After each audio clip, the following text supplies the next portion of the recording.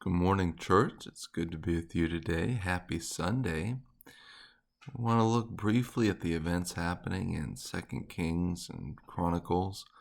It is an incredibly violent time in the history of Israel, and there's a lot of turnover in the kingships and the story and the history of Athaliah seeking to wipe out all those that could take up the kingship, and she wants to reign.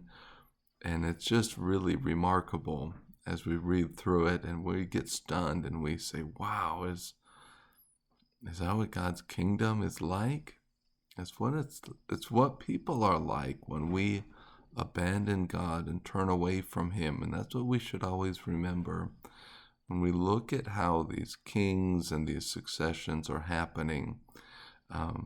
The atrocities that are being committed, we can look at that and say, this is human nature.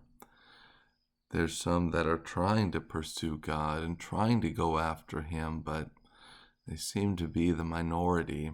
And we can relate to that today for those that are really trying to pursue God and go after him and his ways. We shouldn't be surprised that in a lot of places in the world, it looks a lot like the narratives that we read today in Kings and Chronicles. There's this violence and unrest and upset, striving for power. And we're told that's not how we're supposed to be as Christians. We're supposed to be people of peace and all humility, seeking the good of others above our own. But I also want to see in this the note of hope, because God makes sure that there is going to continue to be one of his people on the throne.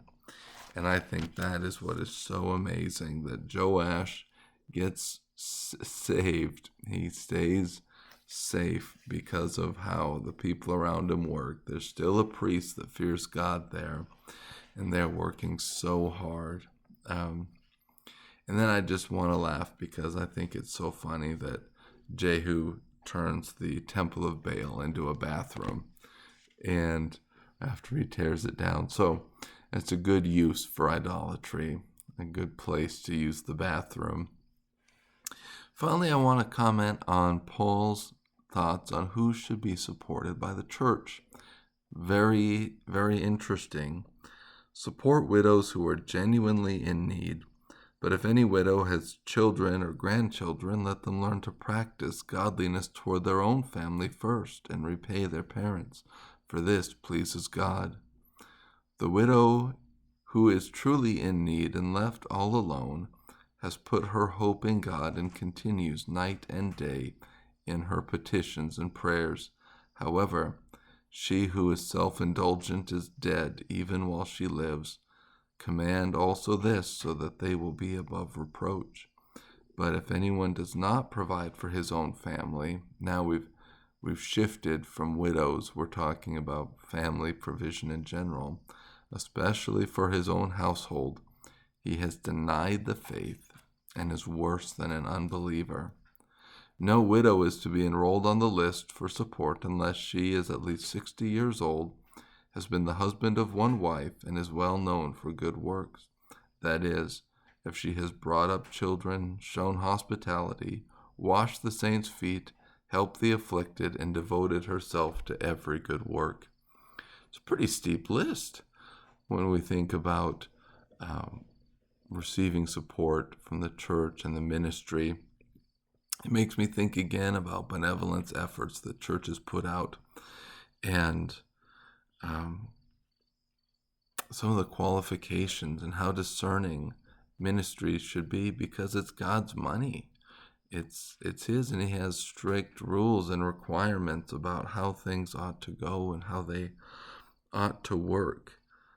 And this concept of just the mandatory nature of providing for the household.